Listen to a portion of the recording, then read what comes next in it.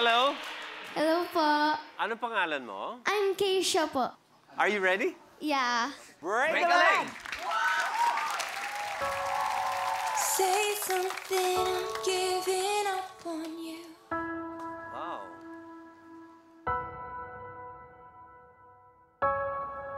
I'll be the one if you want me to.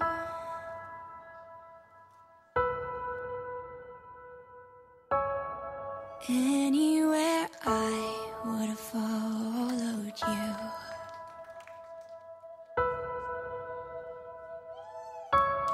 Say something, I'm giving up on you.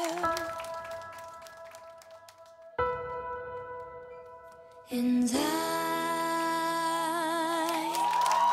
feeling so small. It was over my head. I know nothing at all. And I will swallow my pride. You're the one that I love, and I'm saying goodbye. Oh, say something, I'm giving up on you.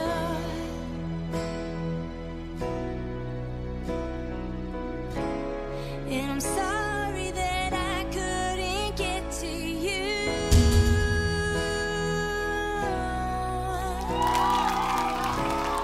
And anywhere I would have followed you.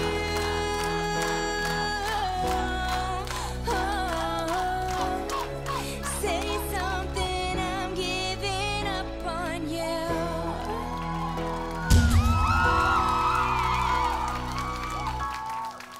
Say something, I'm giving up on you.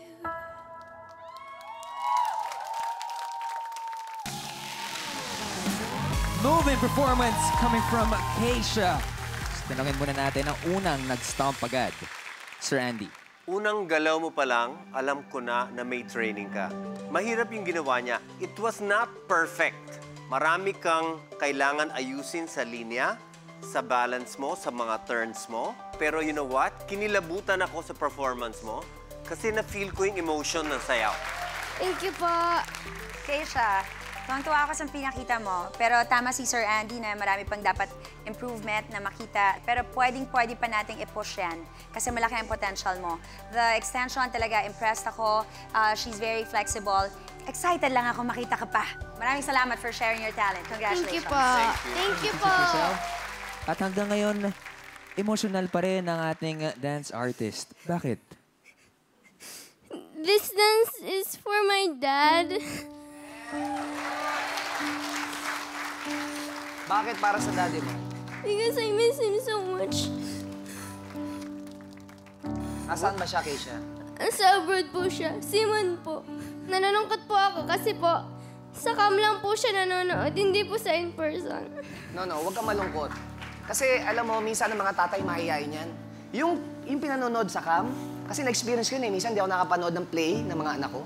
Pero naiiyak ako pag napapanood ko. Hindi, totoo yun eh. Kasi minsan, hindi namin ma-express sa inyo yung pagmamahal namin. Alam mo, nagsasalita ako para sa tatay mo. Kasi ramdam na ramdam ko yung kalungkutan mo na hindi kanya napapanood. Bilang isang tatay, ako nagsasalita ngayon bilang isang tatay, hindi isang dance master dito. Anak ko, ganyan kagaling sumayaw. Aba, sabi ko sa'yo, ako pagsisigawan ko yung pangalan mo, Nana. Anak kita. I'm sure ganun din ang tatay mo. At gusto ko lang sabihin sa'yo, yung ginawa mo kasi bihira yung sumasayo ng mga ganyan. Madadala mo kami, ibig sabihin, ang galing mo. Kaya congratulations sa'yo. Thank you po. Ano ba ang gusto mong sabihin sa daddy mo?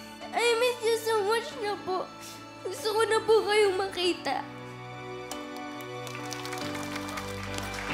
Eh,